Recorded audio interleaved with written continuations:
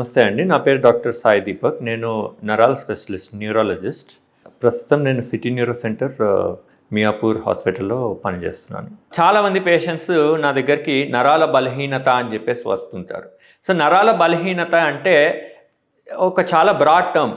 So, exactly మనం నరాలు ఏవైతే ఉన్నాయో, కాళ్ళవి, చేతులవి నరాలు ఏవైతే ఉన్నాయో, ఆ డ్యామేజ్ వల్ల బలహీనపడితే ఏమైతుంది అంటే, సపోజ్ చేతి నరాలు బలహీనపడ్డాయి అనుకోండి. So, you get a definitive weakness అనమాట. ఏదైనా మనం బాడీలో మజిల్ ఉందనుకోండి, ఆ మజిల్స్ మనం పవర్ అసెస్ చేస్తాం. పవర్ అనేది 0 నుంచి 5 వరకు న్యూరాలజిస్ట్ గ్రేడ్ చేస్తారనమాట. సో, ఆ గ్రేడింగ్ 5 అంటే నార్మల్ బలం, 0 అంటే అసలు కదలిక లేకపోవడం అనమాట. సో, ఈ నరాల డ్యామేజ్ వల్ల బలహీనత వచ్చిందనుకోండి, ద పవర్ విల్ రెడ్యూస్. అంటే మూవ్‌మెంట్ చేయడమే తక్కువైపోతుంది.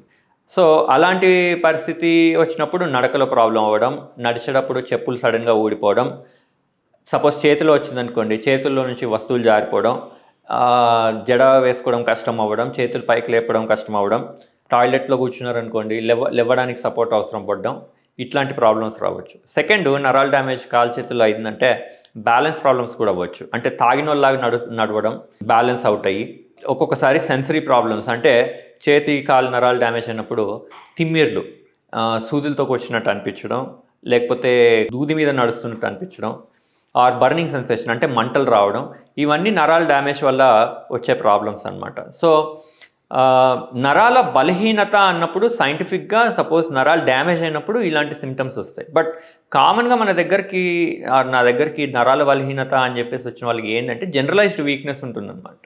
జనరలైజ్డ్ వీక్నెస్ అంటే fatigue, more of a fatigue. ఇది కామన్గా ఎందుకు వస్తుంది? Lack of proper exercise, lack of proper nutrition. బ్రాడ్గా మనం దీనిలోకి డివైడ్ చేయొచ్చు. ల్యాక్ ఆఫ్ ప్రాపర్ న్యూట్రిషన్ అంటే దేనివల్ల అవ్వచ్చు?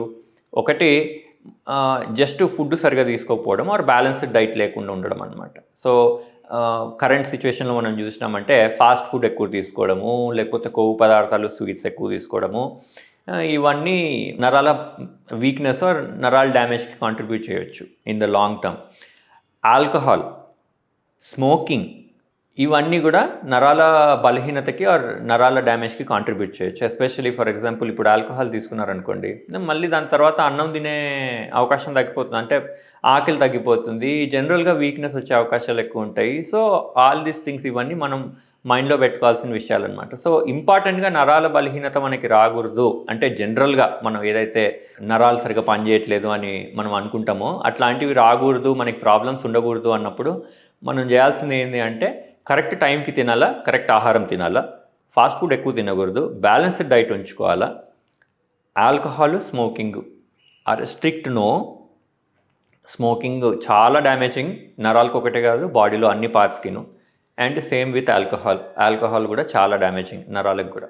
సో, ఇలా మనం ఇవన్నీ we need to keep in mind. అన్నిటికన్నా ఇంపార్టెంట్ ఏంటంటే కరెక్ట్ వ్యాయామం ఎవ్రీ డే. రోజు మనకు అట్లీస్ట్ 30 నిమిషాలు బ్రిస్క్ వాకింగ్, వేరే ప్రాబ్లం ఏం లేదు. అంటే ఫాస్ట్ వాకింగ్, ఎంత ఫాస్ట్గా మీరు నడవగలిగితే అంత ఫాస్ట్గా నడవాలి. So, all this will keep, ఇవన్నీ ఇన్ జనరల్ నరాల్ని హెల్తీగా పెట్టే అవకాశం మనకు ఉంటుందన్నమాట.